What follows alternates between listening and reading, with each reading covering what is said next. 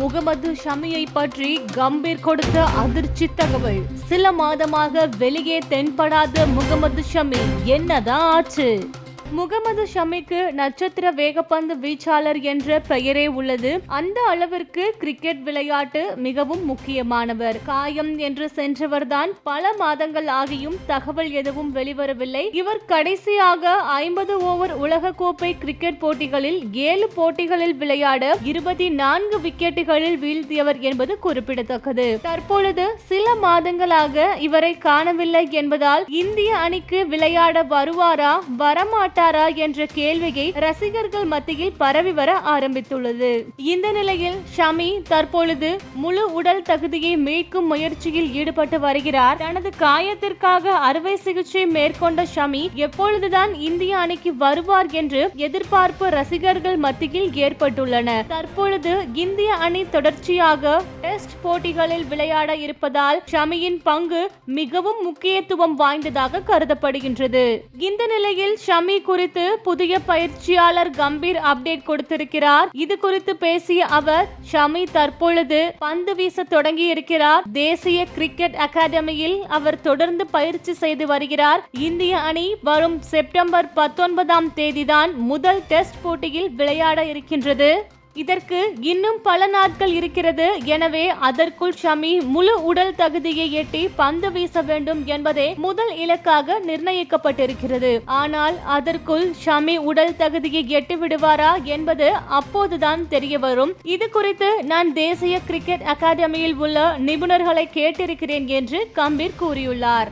இந்திய அணி வங்கதேசத்திற்கு எதிராக 2 போட்டிகளிலும் நியூசிலாந்துக்கு எதிராக 3 டெஸ்ட் போட்டிகளிலும் விளையாட உள்ளது. இதனால் நவம்பர் மாதம் தொடங்கி ஜனவரி மாதம் வரை ஆஸ்திரேலியாவிற்கு சுற்றுப்பயணம் மேற்கொள்ள இருக்கிறார்கள். அங்கு போட்டிகளில் இந்தியா விளையாட உள்ளது. 10 போட்டிகளில் 7 போட்டிகளில் இந்தியா வென்றால் டெஸ்ட் சாம்பியன் போட்டிக்கு 3வது முறையாக செல்ல முடியும். இதில் முகமது ஷமி கலந்து கொள்வாரா இல்லையா என்பதே தற்போது வரை கேள்விக்குறி உள்ளது. அவரது பங்கு இந்த போட்டிகளில் மிகவும் முக்கியம் என்று கம்பீர் குறிப்பிட்டுள்ளார். வர்றது கிடையாதுல, இது நிறைய பேர் இதெல்லாம் பையங்காலத்து மிட்டாய்.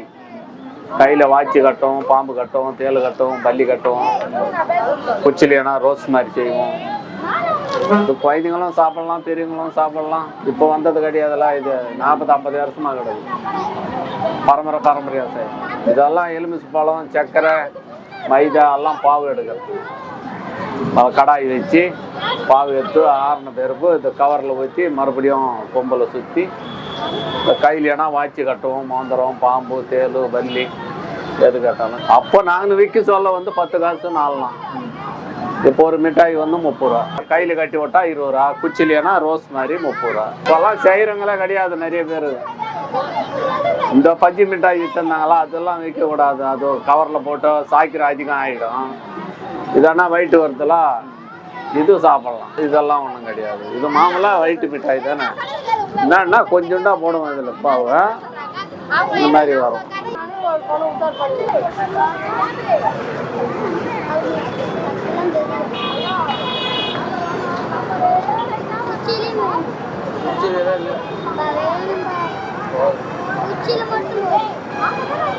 கெட்டவா கையிலேனா வாட்சி கட்டும், குச்சிலேனா ரோஸ் கட்டும்.